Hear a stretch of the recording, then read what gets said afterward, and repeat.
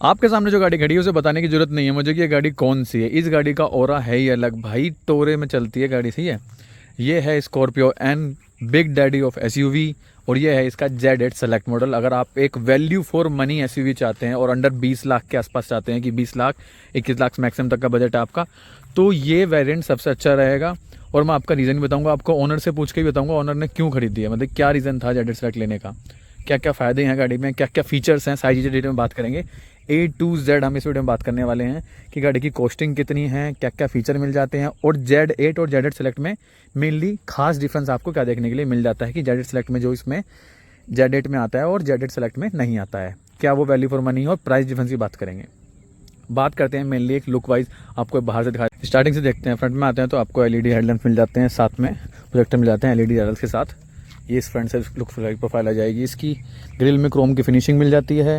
नीचे skid plate भी आपको डिफरेंट कलर की देखने के लिए मिल जाती है। उसके बाद आते हैं इसकी साइड की प्रोफाइल पे। साइड प्रोफाइल में आएंगे, ये एक्सेसरीज का पार्ट है आपका। टायर का साइज 17 इंचज़ का आपको टायर साइज मिल जाता है, जिसकी प्रोफाइल रहने वाली है 2465 R17। साइड प्रोफाइल आपको इस तरह की देखने को मिल जाती है। साथ में आपको यहाँ पे क्रोम की फिनिशिंग कई जगह देखने के लिए मिल जाएगी। ये इसका साइड की प्रोफाइल हो गई है आपकी। बैक व्हील में मेन जो व्हील का साइज़ है R17 का है, 17 इंच के व्हील मिल जाते हैं, काफ़ी चौड़े व्हील हैं, और ग्राउंड क्लियरेंस भी आपको गाड़ी काफ़ी अच्छा दे देती है, तो ऑफ रोडिंग की कैपेबिलिटी के साथ आती है।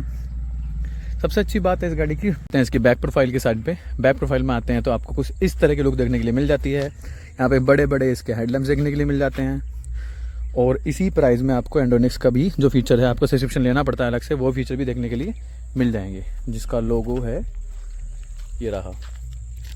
अगर बात करें इसमें Z8 के मुकाबले आपको क्या फ़ीचर कम मिले हैं, वो मैं आपको बता देता हूँ डिटेल में।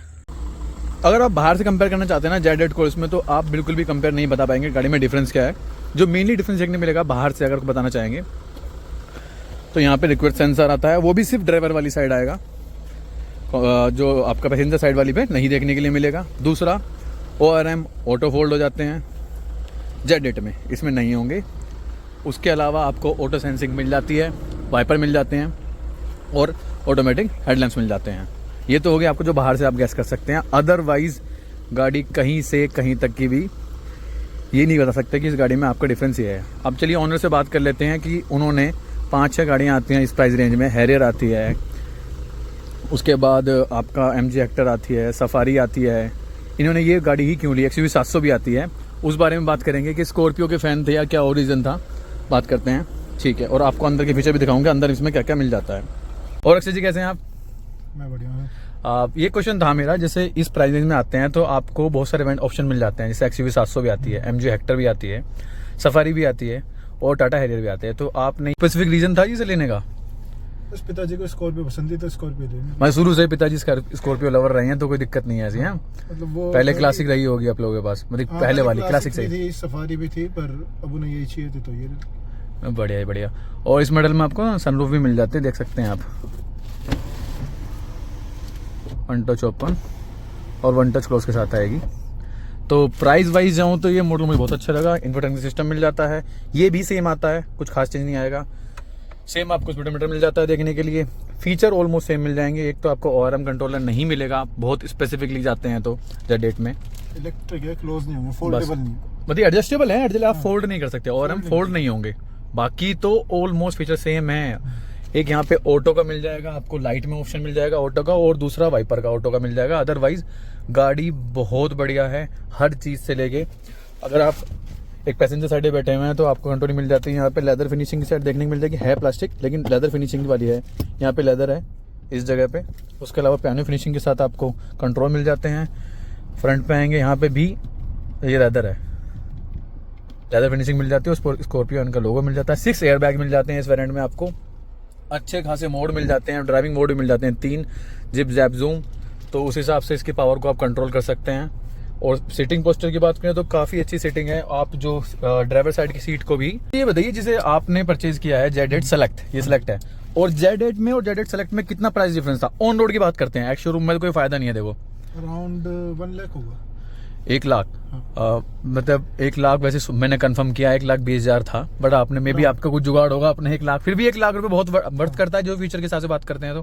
देखो सबकी अपनी अपनी जरूरत होती है जी। अब बेस मॉडल से लेके यहाँ तक की बात करूँ तो कुछ ना कुछ मुझे हर एक मॉडल में मिसिंग लग रहा था, जी जी। बट इस मॉडल में मुझे कोई भी फीचर ऐसी मिसिंग नहीं लगी मेजर मिसिंग नहीं है। हाँ, एक देखो फ्रंट कैमरा मिसिंग है, जैसे कि आप इसके आगे का देख सकते हो, मुझे उसकी ऐसा कोई रिक्वायरमेंट लगी नहीं, कोई जरूरत नहीं है। स्टार्ट स्टॉप बटन मिसिंग है, वो कोई मैंडेटरी चीज नहीं है कि बहुत जरूरी बटन है। हाँ, फिर auto headlight, rain sensing wipers, ये सारी चीजें ये भाई शुरू से आप यूज करते हो तो बात डिफरेंस है, लेकिन कोई मतलब चल जाएगा काम। हाँ जी हाँ जी। जो एक अच्छी चीज इसमें नहीं है वो है ऑटो फोल्डिंग मिरर्स। बस एक बड़ा कंसर्न नहीं मानता इसमें, अगर बहुत बड़ा नहीं है। मेरे पास इससे पहले कार थी उसमें थे, तो मुझे लग रहा है हाँ हाँ, पहले इनके पास i20 थी तो उसमें ऑलमोस्ट सारे फीचर थे ये, बट बड़ी वाली फील ले रही है तो भैया तो थोड़ा बहुत तो कम्प्रोमाइज करना पड़ेगा। पर मतलब उसके लिए मुझे एक स्पेसिफिक फीचर के लिए 1 लाख रुपए खर्च करना वर्थ नहीं लगा। और वैसे अगर देखा जाए तो आपको ये ऑन रोड कितना कॉस्ट किया है?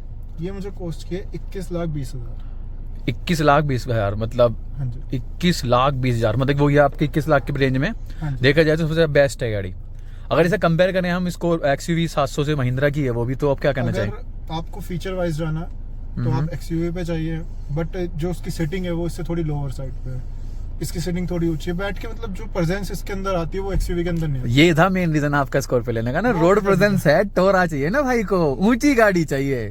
XUV 700 भी काफी ऊंची गाड़ी है, लेकिन जो टोरा स्कॉर्पियो का है वो नहीं है किसी में भी। मतलब वो थोड़ी उस टाइप से है कि दूसरा XUV की जो है हाईवे रनिंग कार है वो, ये अगर हम रूरल एरिया में भी लेके जाते हैं तो उसके हिसाब से भी ये बेटर। नहीं, ग्राउंड क्लियरेंस उसका भी अच्छा काफी अच्छा है। इनके जो सस्पेंशन है दोनों के, इसके बेटर है।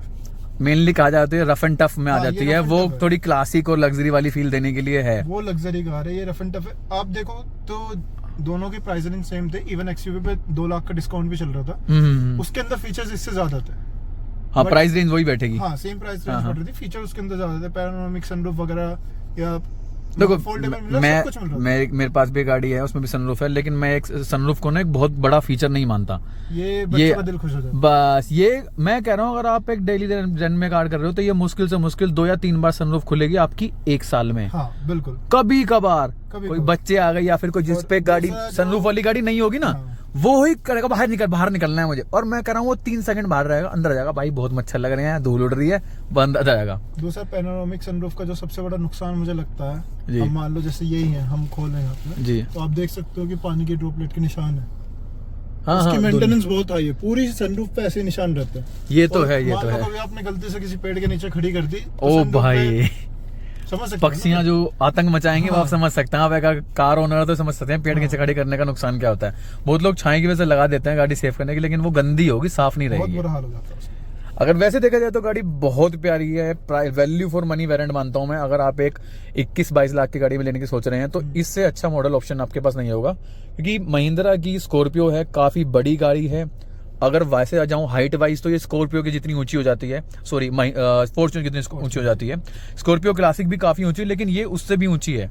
और रोड प्रेजेंस भी इसकी बहुत बल्की वाली, एक बल्क वाला फील होता है, जैसा लगता है कि काफी अच्छा रोड प्रेजेंस, बहुत हैवी वाली फील दे गया। आपका रोड पे कॉन्फिडेंस अलग रहता है, तो इस चीज का फर्क पड़ जाता है आपको।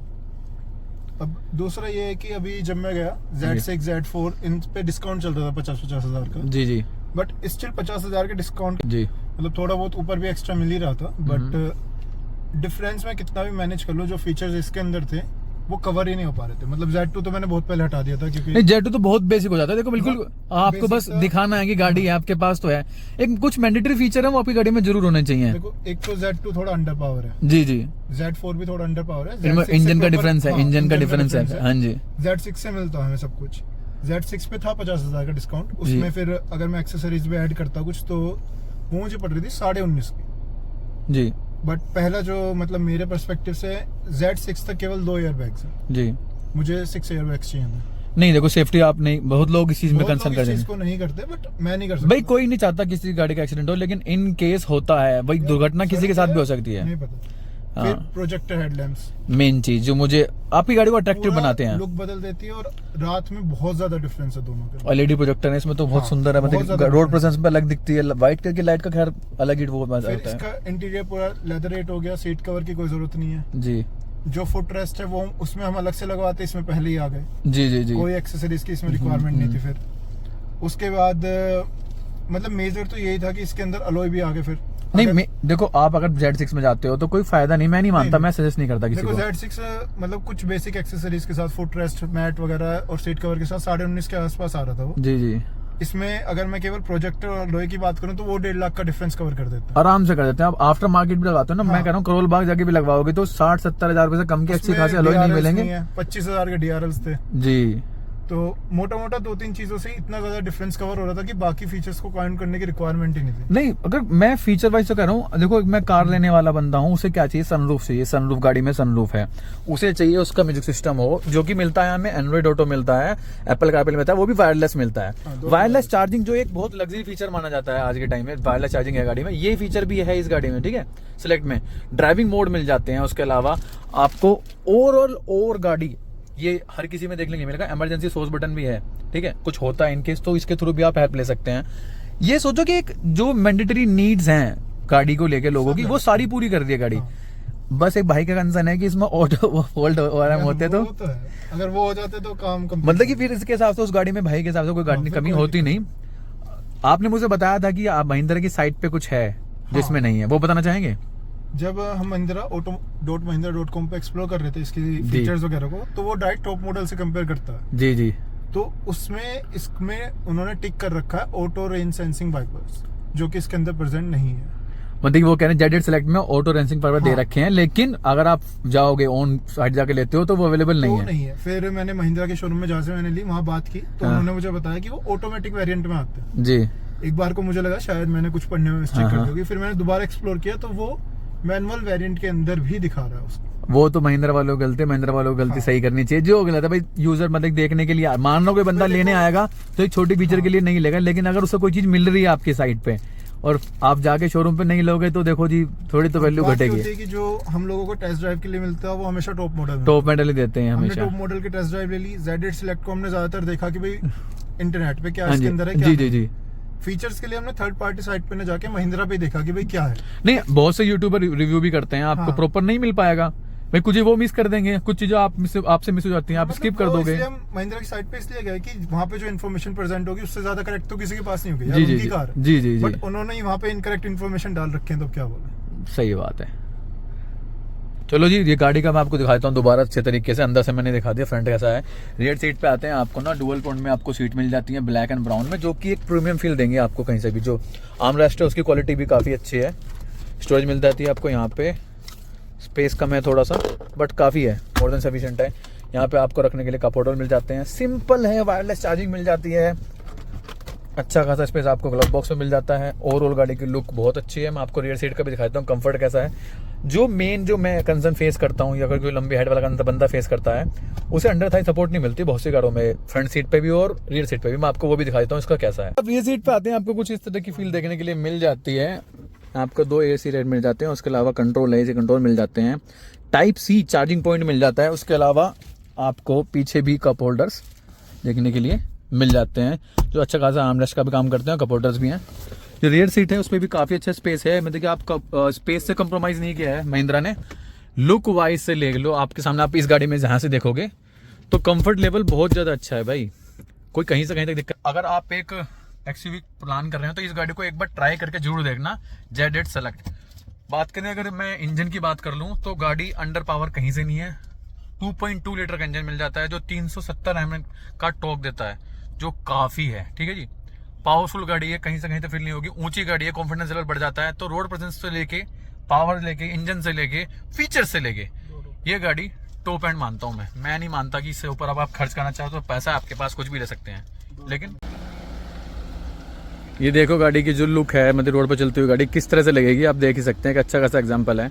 LED हेडलाइट मिल जाने के साथ साथ पूरी गाड़ी की लुक आपको सामने आ जाती है। ये गाड़ी का टोरा अलग है भाई, देखो सही। बहुत लोग प्रेफर करेंगे कि भाई मेरे पास इतना बजट है, तो मैं कहूँगा एक बार ट्राई करो। MG हेक्टर होगी, सफारी हो गई, उन्हें लो, ट्राई करो। लेकिन अगर आपको इस मॉडल तक जाना है, देखो गाड़ी बहुत ऊंची गाड़ी है, ठीक है, एक रोड प्रेजेंस अलग हो जाती है, उस हिसाब से आपको गाड़ी के बारे में देखना चाहिए, ठीक है जी। गाड़ी के बारे में कोई भी इन्फॉर्मेशन चाहिए तो आप मुझे कमेंट करके बताना, मैं पूरी डिटेल दूंगा। और जो मेरा मेन कंसर्न है, mahindra.com को भैया अपना सही करो, टिक मत करो अगर वेन वाइपर नहीं आते, क्योंकि यूज़र परेशान होता है, वो अच्छी चीज़ नहीं है, जो नहीं होना चाहिए। ठीक है, अगर वीडियो अच्छी लगी तो वीडियो को लाइक करें, कमेंट करें और चैनल को सब्सक्राइब करें। मिलते हैं अगली बार, बाय बाय।